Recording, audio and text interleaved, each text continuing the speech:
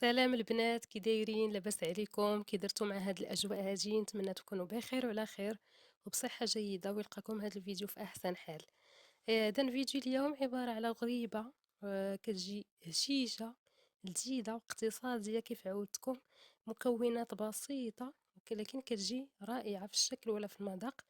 هاد الغريبه هذه ممكن نسميوها غريبه ديال الدراويش، لان المكونات ديالها بسيطه في المتناول.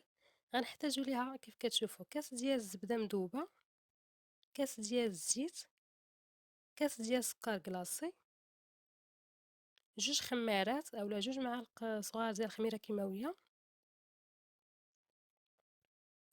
جوج ساشيات ديال السكر بنكهة الزهر. وهذا هو السر في هاد الغريبة هذه، كتجي مسمى بهذا الزهر بواحد الشكل رائع.